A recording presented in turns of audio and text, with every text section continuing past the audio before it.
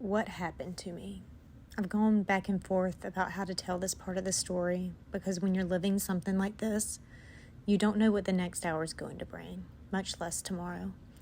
This video starts with me in the hospital visiting my daughter's lamb, just a mom, sitting there, still pregnant in my mind, still holding on to hope, still believing that somehow we're going to get our girls through this. I'd already been through so much in this pregnancy. Twin-to-twin syndrome, TAPS, laser surgery, PPROM, and making it all the way to 22 weeks. Every single day felt like a victory. And then completely out of nowhere, something changed. I started having chills, not just feeling cold, violently shaking. And I remember thinking something's wrong. Then I spiked a fever. And that's when everything moved very, very quickly. My doctors became concerned that I had an infection, and they confirmed that Chorioamnionitis is an infection of the membrane and the placenta surrounding my babies. At that point, there really wasn't any other option. My girls needed to come out, and I was taken in for an emergency C-section. I remember being wheeled into surgery knowing that my babies were about to be born at just 22 weeks and 2 days. And I knew how incredibly premature they were. I knew how hard this was going to be. But I still believed I was going to meet both of my daughters and that we were going to fight like hell to bring them home. What I didn't know was that the infection had already reached one of my babies. Later, when we received pathology from my placenta, it confirmed that the waters that were surrounding Astoria were still intact and taken over by infection. They were marked acute chorioamnionitis, and her umbilical cord showed acute fungicitis, meaning signs of infection were already there. When I look back now, I understand that my body was warning us.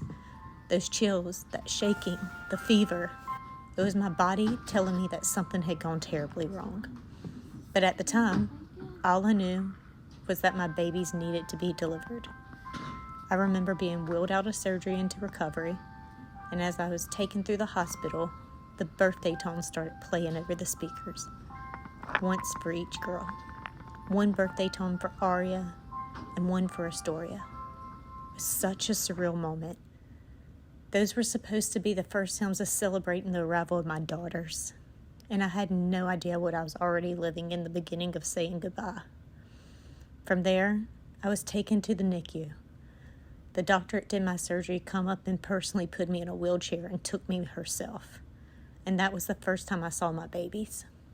Tiny, fragile, fighting for every breath.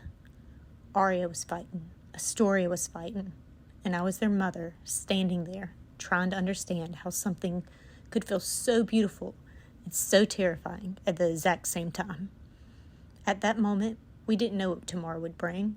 We didn't know if either of them would survive through the night, and we didn't know how long we would have with them. We certainly didn't know with Astoria that we would have just 25 hours. I thought I was walking into the NICU to meet my daughters. I didn't know I was walking into the beginning of the hardest goodbye of my life.